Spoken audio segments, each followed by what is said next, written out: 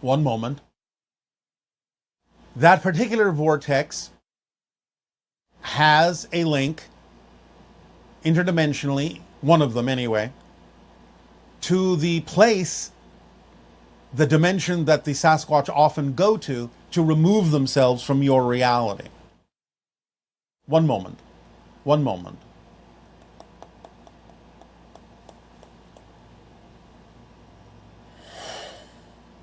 One moment.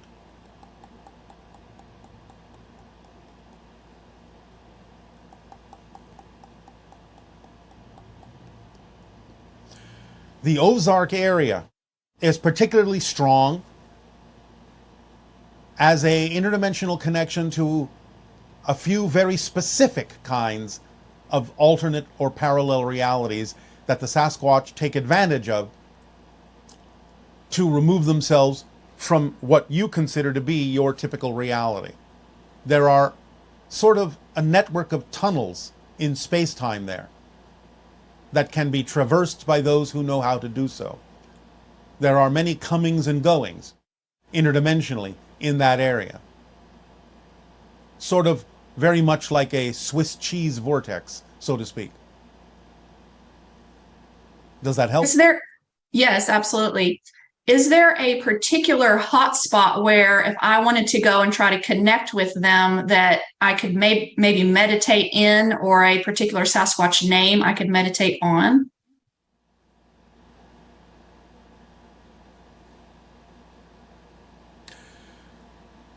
You could call Tsemiquest. Can you repeat that? Tsemiquest. Tsemiquest. Tsemiquest. Tsemiquest. Yes, Tsemiquest, sorry. Yes, Tsemiquest. Yes. You can use your own instincts to pick the spot, but it should be a spot that is mountainous and forested. Do you have access to something like that? Yes, yes. So, do you have yourself a favorite spot that is mountainous and forested? There are a few. Do you have one that stands out? Yes, Mount Nebo. All right. Go and in a meditative state, allow yourself to open up to the vibration of Tsemiquest and see what happens. Okay. Thank you. You are welcome. I have just a few more questions. I have a large birthmark on the outside of my right wrist that to me it resembles a spaceship. Is that just a mere coincidence, or is it there to remind me, or is it a symbol of certain ET connections that I have? You have asked the question and answered it yourself. Excellent. That's what I thought. It's just good to have that validation sometimes. Does somebody with amalgam or mercury fillings in their teeth, having that in the body, does that create disruptions in somebody's ability to be able to make other dimensional connections? It depends upon your belief system. Okay. You've said before that it's not time to reveal any further information about Rh negative blood type, so I was just curious if it was time for a little bit more. No. Okay, fair enough. One final question. So I've been experimenting a little bit with tones in the ears and vibrations on a vibration plate, and just trying to sort of sync those up for, let's say, if I do 40 hertz in the ears, I know that sort of helps with the neurological system. And the vibrating plate maybe is also vibrating at 40 hertz. Having those two together, does that amplify and accelerate the effects? It can, and 40 hertz, remember, is the threshold, the first threshold level neurologically in the brain that represents the gamma frequency, which is the channeling frequency. Okay, that was my last question. Ha'atu, Bashar. And to you, good day, Aveo. Thank you.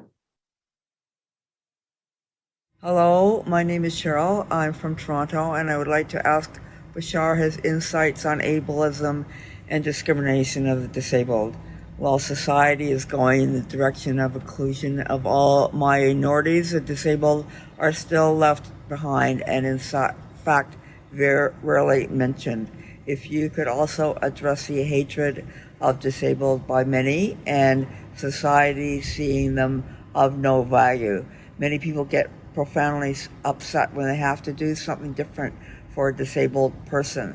I see a future where everybody is included and nobody is other. Their differences will be celebrated and nurtured. But I feel and see disabled are still being left behind. And I'm having trouble with ableism, discrimination, and the outright hatred by some. Thank you. I have aphasia from stroke. I did pretty good. Thank you.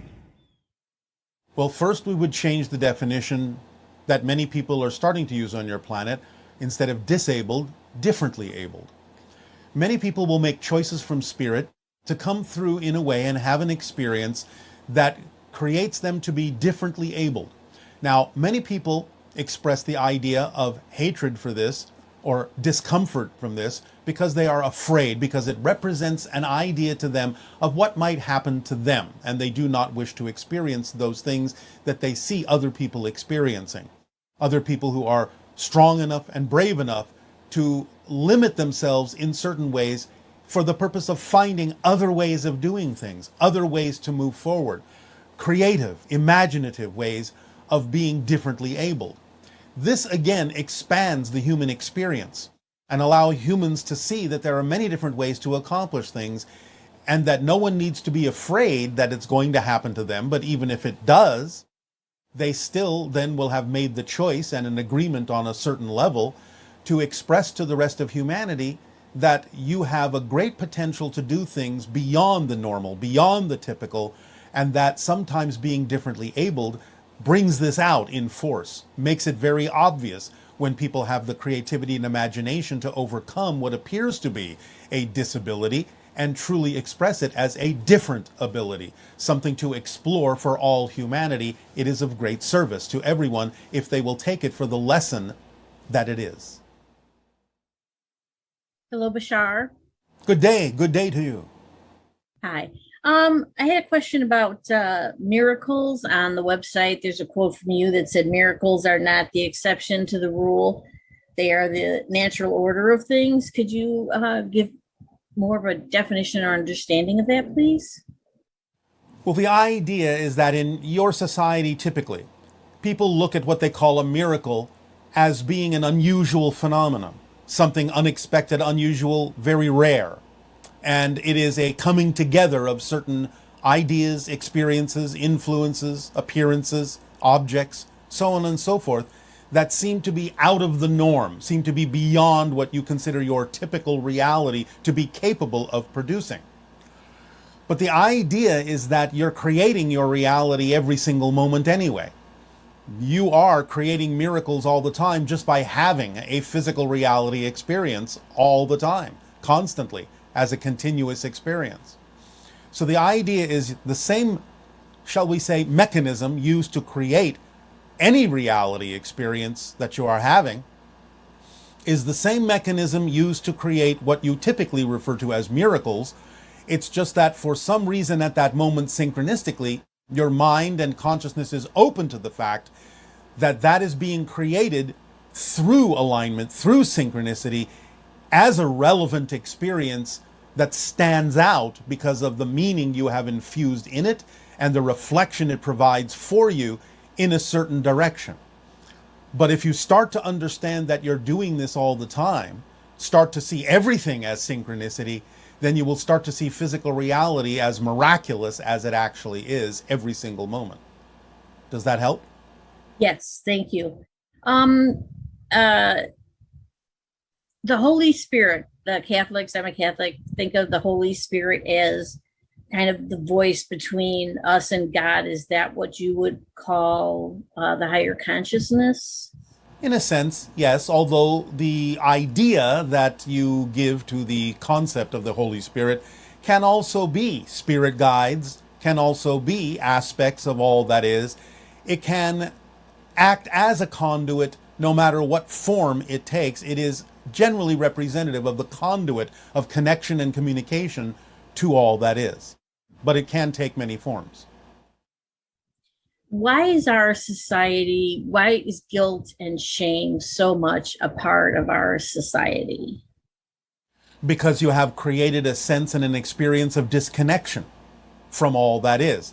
You have created a sense of disconnection from your self-worth and your self-empowerment.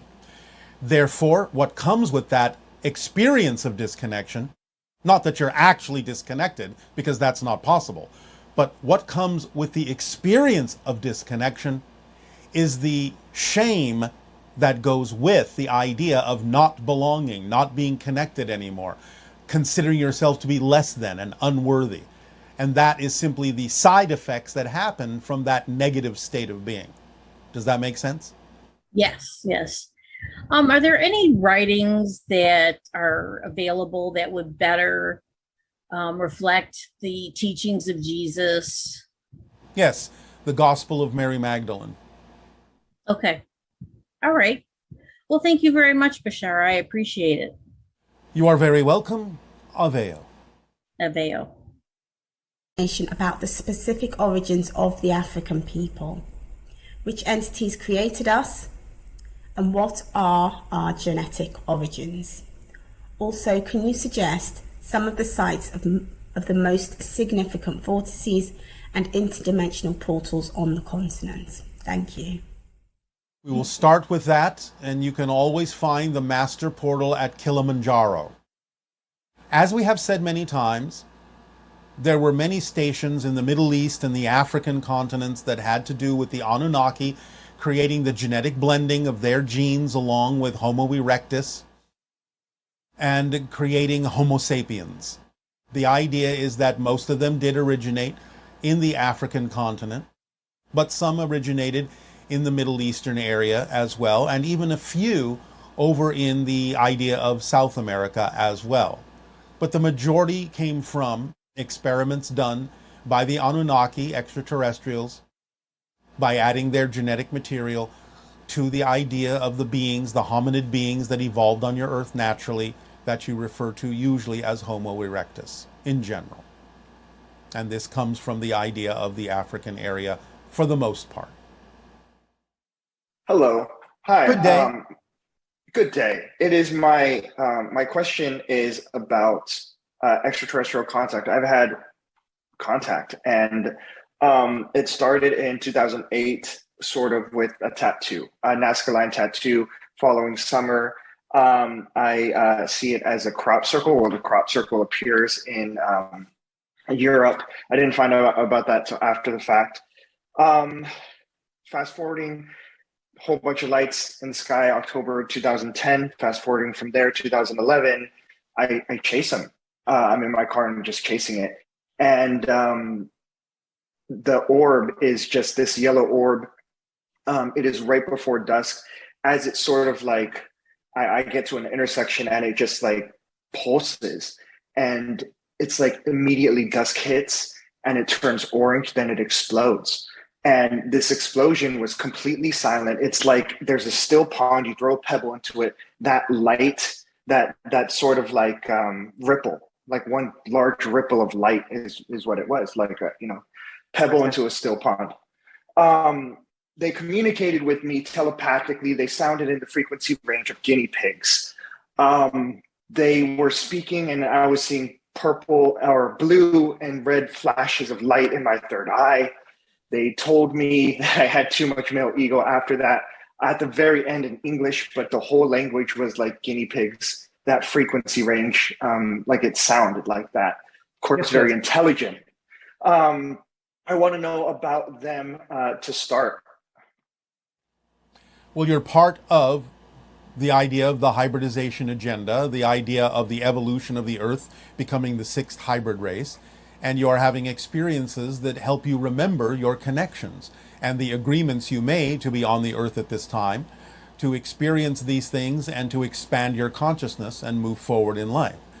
These things are either probes, or they are representative of different spiritual level of beings or interdimensional beings when they appear as orbs in that way. But you are getting constant reminders of the idea to move forward in your passions, to move forward as who you are and act on the things that can be of best benefit and service to the rest of humanity. Is that what you're doing? Yes, my entire life is to service humanity. That's all I do, day in and day out, is to In help what other way? people and to put them. In what Well, way? I'm a teacher for one, All right. so Of what? of music. All right. So vibration and resonance, as we were speaking of before. Right. So everything that I do is to help other people. I'm always putting the needs of others above my own. It's got to be Not equal. in a sacrificial way, though, All right. All because right. it is my highest joy and pleasure to do so, and therefore doing it brings me in connection with who I really am and my true All right. self. I am As long as happy. you recognize that, as long as you recognize that. I do not sacrifice myself. No, All right. I am pure light and love and kindness. And I Just checking. project it, and I know that it helps other people when I do that. And All right. that's one of the things that I take value in myself for. ET sort of helped me recognize this with Yes. the contact that I've been making with them. All right. But So you're yes, connecting it to is. hybrids, you're connecting to Sirius energy, and a few others as well. So you're not the first person that has said Sirius to me. Another medium said Sirius as well. Yes. It's a very high frequency, which is one of the reasons why sometimes the transmissions sound like guinea pigs to you. Okay.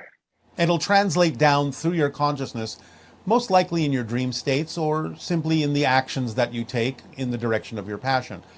So don't worry about necessarily missing any of it. It's all in there.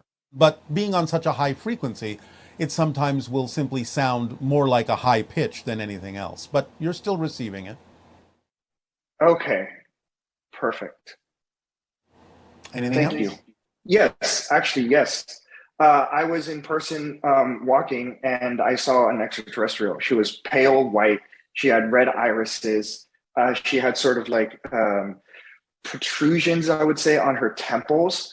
I was a little bit aggressive. I was very young. Well, not young, but like early 20s, just, foolish. And I said, I know what you are. And was like giving her a look. And a few weeks after that, I did wake up in a white room with another extraterrestrial that had large red eyes. And we had a communication. It was very cool, positive, but she really showed me like, okay, this is basically how telepathy works. Yes. It was only a few minutes, but it was enough for me to like really understand more about like, okay, this is how it's actually functioning.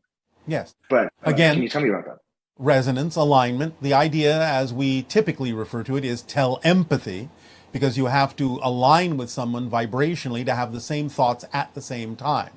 So you're being entrained to realize that it's not that you're reading someone else's mind, it's that you're reading your own mind that happens to be thinking exactly the same thoughts at the same time when you're operating on a similar frequency.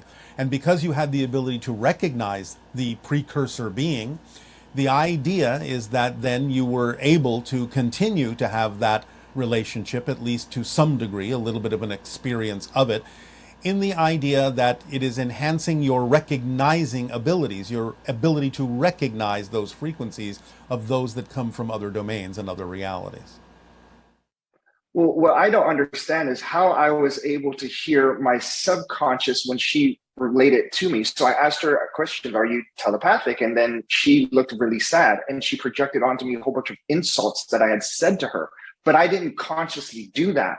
So, and then of course I heard the two other things, which was yes from her. And then also my question, which was, are you telepathic? So apparently she was able to like show me that when that communication happened, she's hearing way more than I consciously understand. Absolutely, because on that level, there are no barriers between the conscious, subconscious, and unconscious mind. So this is why it's so important for people to understand how telepathy really works and to understand how clear you need to be so that the so-called stuff in the attic that is squirreled away from earthly experiences doesn't, in a sense, clutter up the idea of the transmission. So you were given a great opportunity to see that telepathy really functions on all levels of the conscious, unconscious, and subconscious mind. I get it. Okay. Thank you. That does answer my question very well. All right. Thank you. Civilization or There are enough shoot of them, basically that they decided to go towards meditation and spirituality rather than technology. And therefore, even if their body looks like a gray, their skin is golden. So I was wondering if you can help me understand a bit more about them and also how to interact with them, because I seem to be running out of permission slip. Thank you. Then you may not need as many permission slips other than yourself as you think. The idea is, again, what do they inspire you to do in physical reality? There were many factions of the beings that we refer to as the Greys. Remember that they all used to be human in a parallel version of Earth, but many did go in different directions. So what you're referring to is a faction that represents a certain higher vibration, a different route taken, a different reality, different parallel reality experience.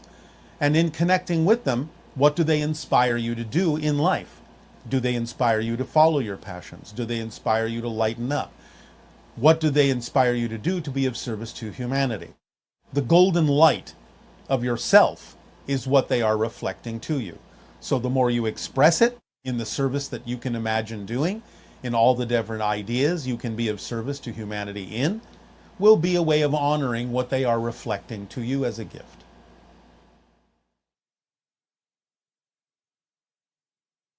Good day, good day, good day. Good day to you too. Thank you for the opportunity to be here with you. It is our passion and our pleasure to do so. Thank you for the co-creation. Years ago, I started some meditations, of which ended up being that during the meditation, I started to see these colors and visions in my eyes because I closed my eyes. And then I started to get this prickly feeling in my skin. And then eventually I realized it went down deep inside me, all the way through me. So what happened after all this was I talked to some friends who were more knowledgeable about the spiritual stuff than me. And they suggested I do some auto writing and some different things. I was able to heal people. Psychic abilities really came through really well. Yes. But it waned away. I have a few questions about all that experience. Yeah. And one of it is that like last week or the last seminar you had, you talked about the vibration that people can have. I think you said up to 3,000 or something. Could you tell me what vibration I was at when that experience happened with me? About 215,000 cycles per second. Oh my. The idea you were referring to before is the borderline between physical and non-physical reality, which is 333,000 cycles per second. So I was getting pretty close to being up there. Okay. You were up there, yes. Most humans operate somewhere around 50,000 cycles per second. And where am I like right now compared to all? About 175,000 cycles per second. Oh my. I guess I'm getting used to it. Yes. Thank you very much for that. I also want to know that in my auto writing, Yes. it was a practice to be able to like speak to someone like you.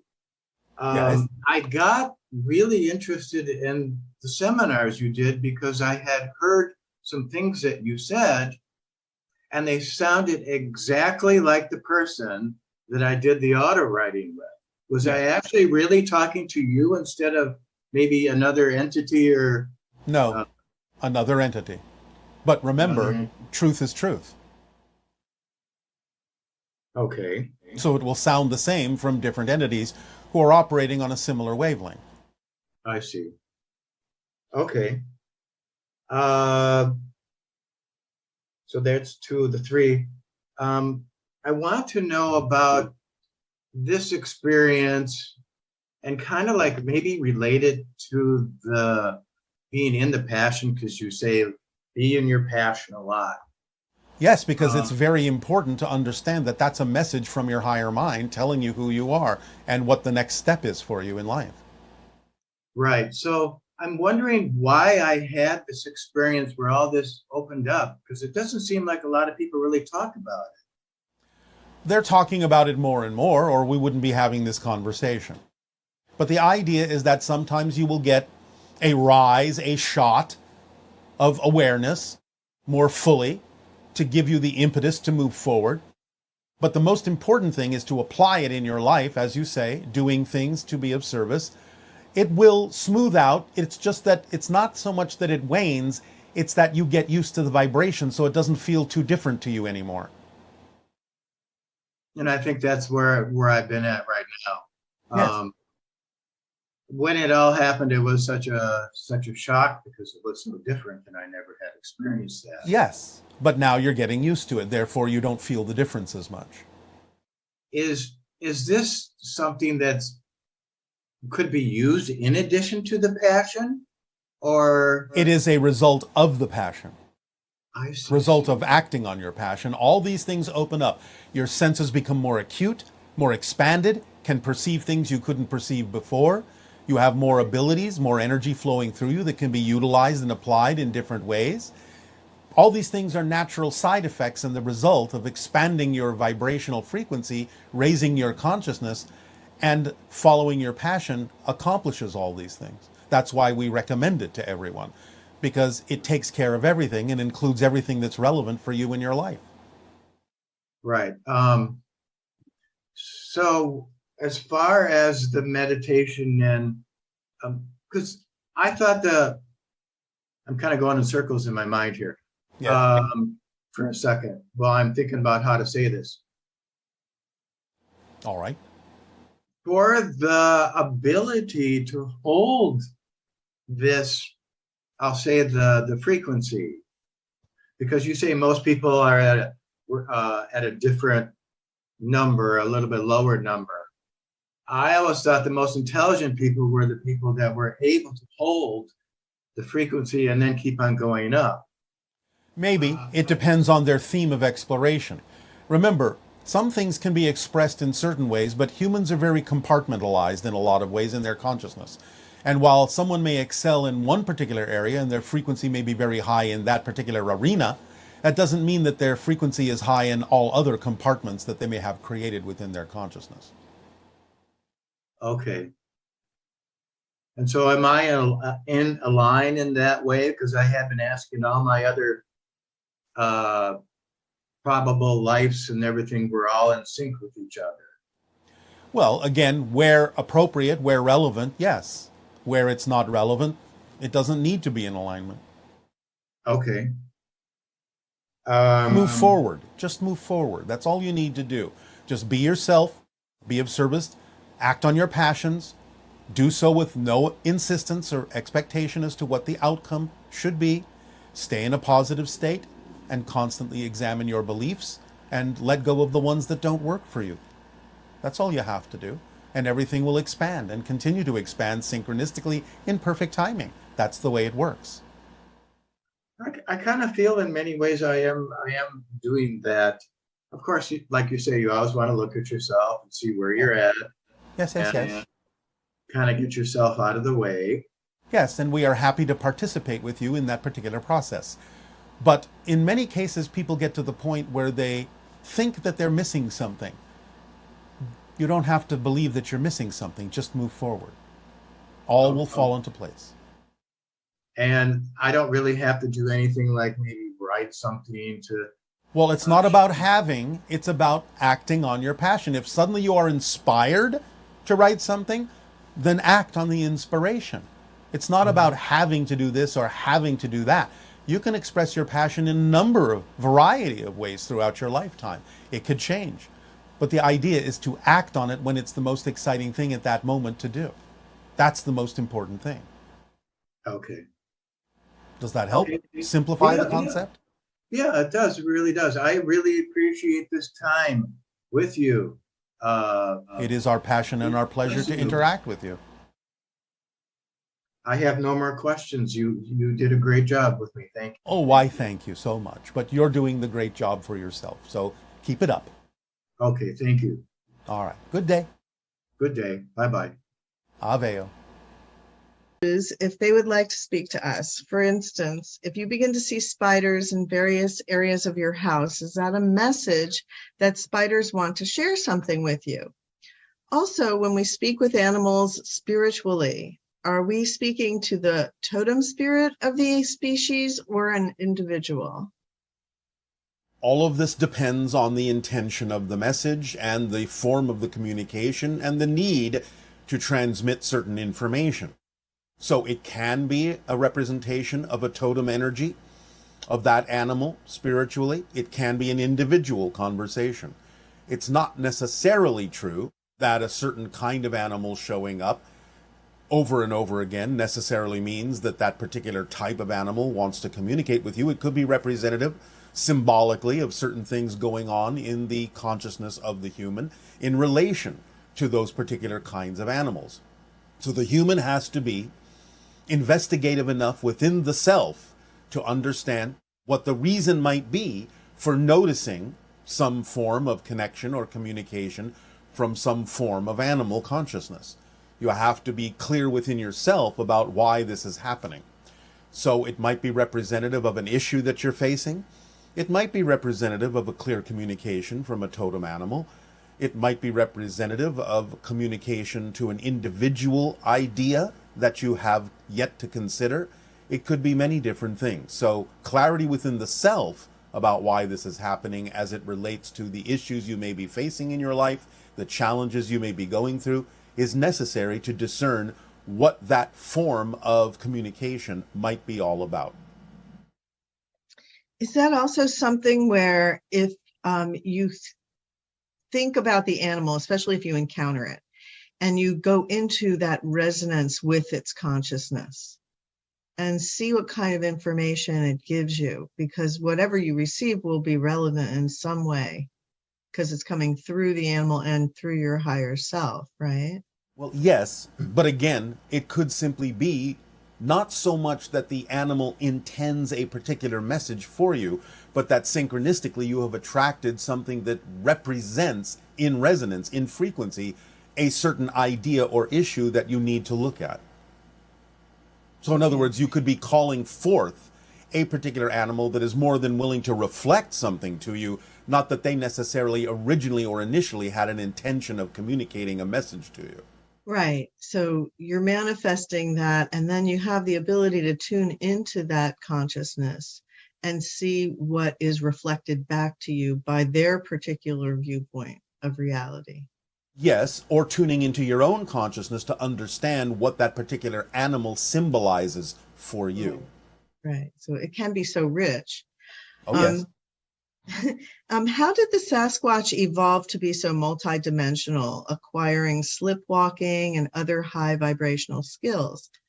I don't know of any other animal or plant that it's evolved to have those traits. And I'm wondering, is it I don't know about other creatures who have evolved like that, or is there something special about Sasquatch? Well, there is, in a sense, something special about the idea of Sasquatch being the original hominid form that evolved on your planet. Now, you already have heard us talk about how cats can see into other dimensions, dogs can see spirits, and so on and so forth. Well, because it's more connected to nature, the Sasquatch hominid already had these abilities and was able, because they are a hominid, to push them with thought processes into a different form of recognition, recognizing parallel realities more clearly, and learning over time how to identify with those parallel realities so strongly, or other dimensions so strongly, that they began to shift into them just by the focus that they concentrated on with regard to their relationship to those particular dimensions or parallel realities, which the animals don't need to do per se. Although there are some animals that can slip in out of other dimensions from time to time.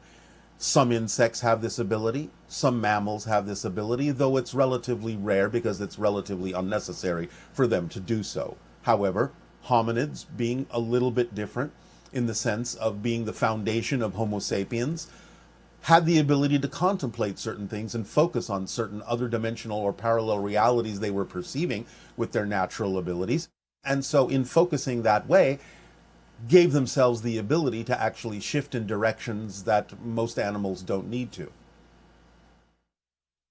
It's very interesting.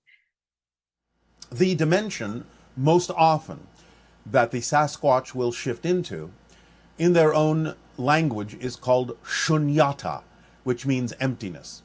It is a empty dimension in a sense, not that there isn't something in it, not that there isn't a landscape, but the idea is that it is a place of calm, a place of peace, where nothing else really exists except natural formations and the Sasquatch who are able to visit it. Shunyata, emptiness, peace. Thank you. Yes. In much of the warmer climates of Earth, there seemed to be a constant background sound of insects. Is there a deeper meaning to this resonance that surrounds us? Are we allowing this symphony of sound to impact us individually and collectively in ways that we're not aware of? And can you share how it's impacting us?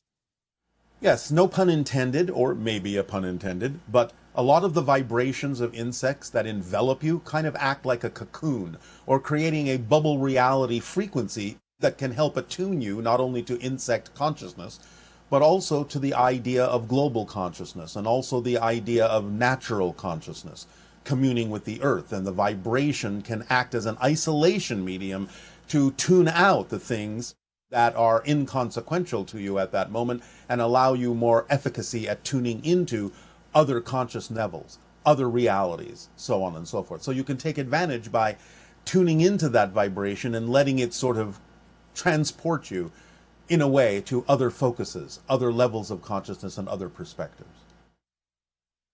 Sort of like being surrounded by a buzz. And also the idea that when insects are communicating, is it like on Star Trek where it can actually, if you slow it down enough, you would be able to pick up more information about what's being said? Possibly. It depends upon the form of communication. That may be holographically included within it, so it's not that you're necessarily slowing the whole thing down when you match that frequency, but you might be matching a part of it or aligning with a part of it that contains the ability to extract information from it that you would understand, that you'd be able to translate into your own understanding or language. Nevertheless, the rest of the frequency remains and acts again as an isolation bubble to connect you mostly to collective consciousnesses, which the insects excel at. Right, because they are very much the hive mentality, right? Yes. Which is so the individual has a different relationship to the hive mentality. It's much more tuned into what's happening with everybody else. Yes. Is that so? Yes. Our ability to be very individual, how does that serve us in our particular manifestation? Because it allows you to express your uniqueness in service to the whole. In other words, back to the analogy of the puzzle picture. Each piece is of a unique shape, but without that unique shape, the whole picture cannot exist. So we are part of a hive mentality. We just don't necessarily always show our own particular puzzle piece in vibrational harmony. Yes, the idea again is that if each individual validates the true uniqueness and the true self of each unique puzzle piece, then the whole will serve the individuals as the individuals are serving the whole in a very, very effortless sort of way. It doesn't negate the individual, but it allows both to exist in balance, the whole and the individual. Would you say that we're designed to be more individualistically conscious, and then we have to really reach out and join the hive on another level, or always be in tune with it and refocus our attention? In some ways, yes, because then you get to do that from many different, actually an infinite number of unique perspectives, by being an individual that has a unique focus and always reconnecting in different ways to the whole picture. So yes, you are designed to be a co-creator, coming from an infinite array of various perspectives that allows creation to expand. It's very exciting. Yes. You've said that the ancient pyramids were designed to assist people in astral projection. So are megalithic structures still in use on other worlds? Oh, so are megalithic structures still in use on other worlds? Can you describe one of the more prominent ET megaliths known by the Essassani? And okay, go ahead. The idea is that that's one of the functions of some of the ancient pyramids, not all of them. It's one of the functions, not the only one, to assist in the idea of astral projection. We've actually shown you a depiction of a megalithic structure that exists on our planet called the Shadok. It's a spiral formation of standing stones and lintels that acts as a gateway and a doorway to other dimensions. So if you wish, you can see this image either in the documentary that was done, First Contact, or an image can be provided and extracted from that documentary that can be shared with all of you. It is called the Shadok, and it is an ancient megalithic structure that is built into the landscape, carved from the landscape into a spiral structure that tunes into various dimensions or locations on the planet. It is an ancient structure on our world. And as far as structures here on Earth, anything come to mind as being, is it in a sense transformative when you're in the presence of the structure? It can be. It depends upon the frequencies and what it is you are willing to align with. Many of the ancient megalithic structures and temples on your planet, especially those that contain pyramids and certain kinds of other temples that were built long ago in your history, have the ability to transport your consciousness and shift your consciousness and focus into other dimensionalities and make connections to other layers and levels of not only your own consciousness, but other levels of consciousness belonging to other kinds of interdimensional beings as well. Can you describe why it is these very large structures, when you're standing next to them, why they impact us the way they do? Because they give off certain frequencies, certain resonances that are designed to do that. In a sense, it's like taking parts of the world, literally the material of the earth, the stone, and understanding that each unique stone structure and each unique stone material has certain frequencies. So it's like a concert in stone. It's like an orchestration of those different frequencies coming together to create a certain effect. Yeah, that's very exciting. So it's almost like a telephone system for us, just built right into the earth that we can tune into and access the higher frequencies. Yes, and built out of the earth. And a double rainbow appeared over the castle in England, close to the moment of her death. How are spirits able to change the weather like this? I know that you've said that weather is a reflection of the emotional state of our collective consciousness, and there is usually a lot of emotion when a loved person passes. Is the spirit able to direct this emotion somehow into the expression of the weather? Yes, it is a reflection back to those who are giving their hearts to that particular person who has crossed.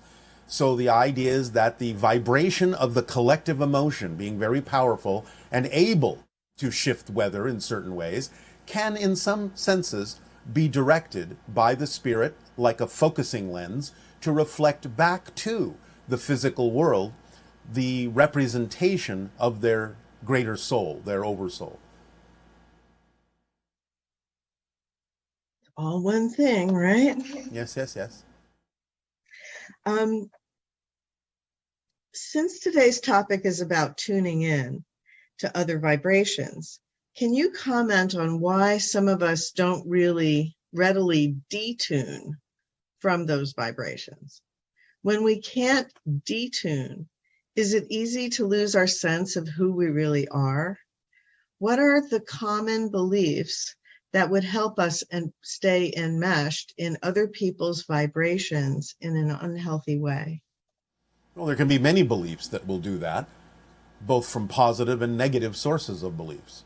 You have to examine yourself to find out, because it's not that you can't detune, it's that you won't detune. So you have to find the belief system reason why you believe it's necessary to stay aligned or locked in to a certain vibration of another individual.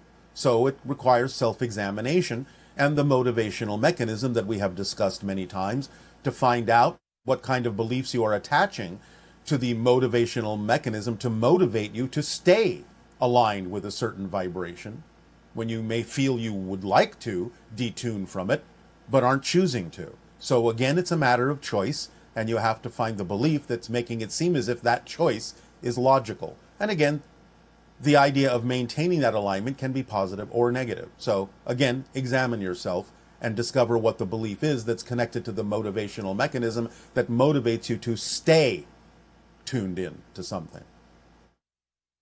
So it's almost like we have this apparatus within us that is constantly looking at what to tune into. Yes. And it can be past life kinds of things where you tune into Cleopatra, so to speak. So to speak. And, now you're communing with that particular vibration and experiencing things along that. Or you can tune into another human. Yes. And you can use it any way you want. Like, even if you tune into a very positive human, you could use that in a negative way by having self-worth issues in comparison to another vibration. Absolutely. Remember, your greatest power is the freedom to choose. So you can use things however you wish. But it's very natural to us to constantly look for new things to tune into, in a sense. Well, you have to kind of constantly do that as a natural mechanism in order to experience your physical reality. And then whatever you tune into, it's up to you to have a positive interpretation of it, as well as to stay in a centered state with it. Yes. Otherwise, it may not necessarily give you the benefit that it could. So that's your precision with the formula. Always. So this person is asking, what is the best way to get into the similar or same frequency or resonance to receive messages from higher vibrational beings or spirits? Love them. Love them passionately. Allow the idea to move you, to transport you, of making those connections. Of course, as always, follow the formula because it contains all the things you need to connect to anything that's relevant for you in your life. But the bottom line is, remember, as we have described in telepathy, it's love, the vibration of love and resonating and identifying with something passionately that allows you to have the same thoughts at the same time and thus create the message within your own mind that is intended to be sent from another consciousness. And could you help us understand more about parallel realities? I know you said that one can witness others' parallel experiences through a glass wall, but where is the moment or threshold where the worlds would actually split and others on a different frequency would disappear? Well, that moment may be different for different individuals. The timing is up to you based on a number of different belief systems in terms of your participation in the collective and what purpose that serves, and your participation as an individual and what purpose that serves. So it will be slightly different for everyone, but you'll know the moment when you no longer find that you are able to interact in any way, shape, or form with those who were vibrationally incompatible with you. And as far as the idea of the glass wall, is there a way we can get a stronger grip on that idea, that it's not a denial of a reality, but rather it's a recognition that... If it was a denial, you wouldn't be able to see through it. So if we see something happening in our reality that we find happy, war, things like that are brought to us through a television, so to speak. Yes. Where is the Remember- glass wall there? Right there in between you and what you are observing. The idea is, again, the glass wall is there and transparent for now because it still gives you the option from your side to decide how you want to relate to that, what you're seeing, what you're observing. And it gives the other side the option to decide to either relate or not relate to you who are observing it, and based on whatever living example you're giving of another option for them. So right now, the wall is transparent so that you can have two-way communication and decide for yourselves where you want to wind up, where you want to land in terms of the vibrations you prefer. Therefore, they become more and more opaque, in a sense, as you move on and as you detach from that reality. And that's why you can no longer interact with those individuals, because you can no longer view them. You can no longer see them. You can no longer observe the options that they're giving you because they're not vibrationally compatible with the options that you've chosen. So the glass wall becomes more opaque over time. And thus you wind up only shifting to a reality where you only see vibrational reflections that are at least similar to what it is you prefer. But right now, the walls are transparent to give you the option to choose, and the option for others to choose what they see in you. And this idea that for centuries, humans were not able to watch a TV screen of any kind and see realities that weren't in their present environment. As the consciousness changes, so does your technology to reflect the abilities that you're granting yourself within your consciousness awakening. So you create inventions and devices that are representative and reflective of new abilities that you've granted within your consciousness. So that's truly a reflection of our galactic nature, that we've now created things like televisions and monitors that we can watch what's happening anywhere in the world. And virtual reality programs that allow you to imagine different worlds that you may not necessarily have experienced before. And was this part of our galactic nature, the promise to us as a planet that we were actually part of a galactic society with all kinds of abilities we had no idea about? And yes, we're thinking we were just these physical beings that lived and died, and that was it. Yes. Anything else you could say about the promise? It's not a promise in the way that you mean it. It's simply what is. You are all reflections of all that is. You choose to awaken or you don't in this particular reality. The promise, if you want to use that word, is that you have the capability of awakening to that knowledge. Not that you have to, because the promise also contains the freedom to choose. It's exciting. Do all of our paralleled lives die at the same time and in the same way, or does each one of them have their own preferred way? Of course they have their own preferred way, because they're not you. They're not your parallel lives in the way that you might have phrased that question. They're individual people just like you are, and each of them has their own path and their own theme of exploration. There may be some that wish to synchronize with other parallel realities, but no, they don't have to. They're individuals. They have their own individual souls and individual spirits. They are individuals physically. They're not you. Can you tell if there's a specific meaning when people see others like that? Well, you are seeing an astral form, a light body form. You are also seeing it represented in the way of many different dots of light, being that each individual soul comes from an oversoul that contains many different souls. So you're seeing the potentiality of all the connections that that particular individual may have in connecting to other parallel realities, oversouls, and so on and so forth.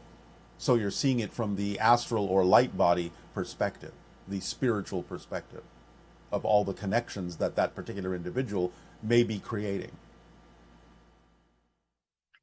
And since only part of us is expressed in the physical, when we transition, do the rest of ourselves meet ourselves? If so, why do I never hear of this in the recounts of near-death experiences?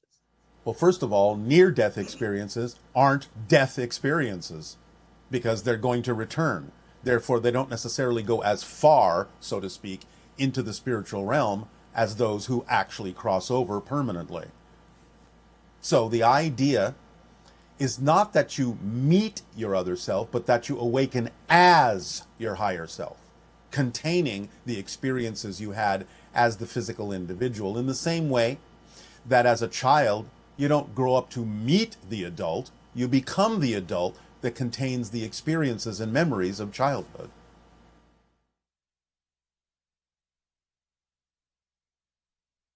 Since 1991, you've often mentioned the 330 cycles per second as being the threshold. No. 333,000 cycles per second as the threshold between physical and non-physical reality.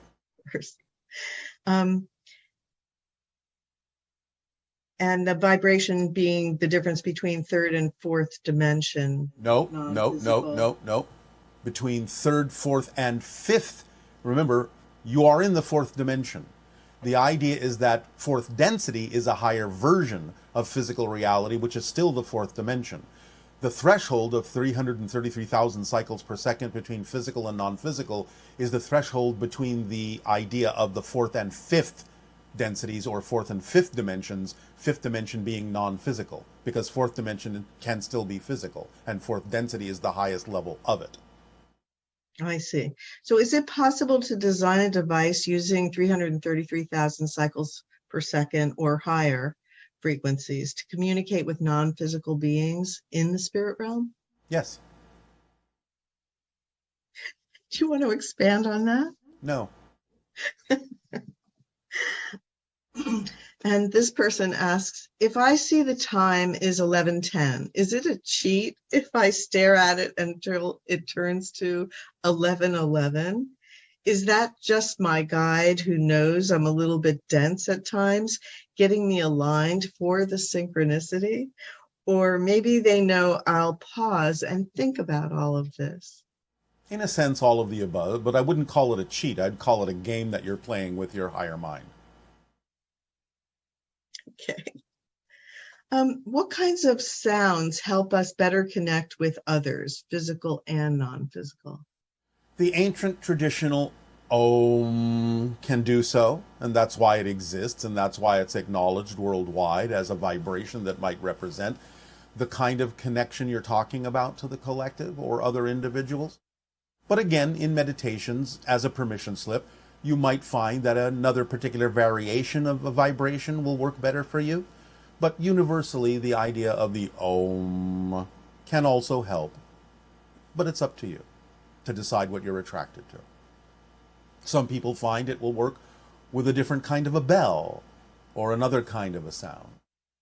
Maybe even the sound of the ocean, or what you typically call white noise, might work better for some individuals. It's up to you to decide what works for you.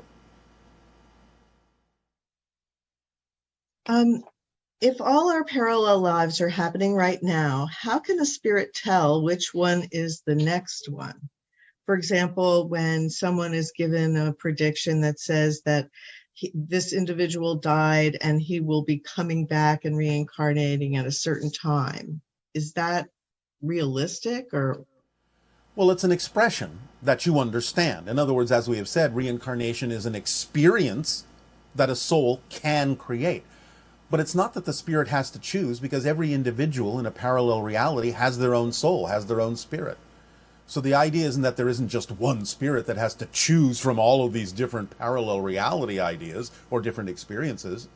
Every reality has its own complete set of individuals, including the non-physical ones. But the idea is that someone can say, well, I'm going to have an experience of reincarnation in your year of 2024, or whatever year, because again, that's an experience they are choosing to have within their own consciousness. And so they're sort of simply relating to you the idea of the different pattern of focus and perspective that they're creating or will create for themselves, linearly speaking, in linear terms. Okay, thank you. This individual would like to know, how do I get into the gamma state more often? By following your passion. Because when you're in your passion, when you're doing what you love to do, you're automatically in the gamma state. So follow the formula. It's designed to put you in the gamma state. Okay, and is the distortion of time a symptom of vibrational acceleration? Yes, because you are creating your perception of time anyway. So as soon as you change your vibration, your perception of space and time can also shift. And how do we reprogram our subconscious mind? To do what? It's not elaborated upon. Oh, all right. Well, again, as you change your belief systems, your subconscious mind, which in a sense is the mediator between the unconscious and conscious physical mind, in terms of what belief systems it opens up you to, so you can examine them and explore them and so on and so forth. So when you change any belief that has been passed to you by the subconscious mind, then the subconscious mind can also act as a more open filter to allow more belief systems from the unconscious mind to come through for the physical mind to, shall we say, deal with or transform. So by changing what the conscious mind and its relation to belief systems is all about, you also change what's going on in the subconscious mind, which is simply doing its duty of transferring things from the unconscious to the conscious mind. But subconscious mind is more like a pass-through rather than a reservoir. It's the unconscious mind that's the reservoir. The subconscious mind is the valve through which things in the unconscious can pass through to the conscious mind to be examined, explored, and perhaps transformed. Okay, and how can I tell the difference between a negative belief generating a negative feeling versus old negative energy releasing itself from the system? Or is a negative belief always responsible for every negative feeling? Well, you've kind of said the same thing, because all you're talking about is a process of releasing negative beliefs that might allow you to feel the negative feelings. So you're talking about a process of knowing that the negative belief created the negative feeling, but are in the process of letting it go, and therefore may feel it temporarily until you truly let it go and the feeling transforms. So you're really talking about different phases of dealing with a negative belief that is creating a negative feeling. But it's always a negative belief that generates a negative feeling whenever you have a negative feeling. Generally speaking, yes, there may be a few exceptions, but not many. The exceptions would only happen if there is a purpose for processing a negative belief in a certain way that allows you to feel the negative feeling for a particular reason, but that can be looked at as a positive process.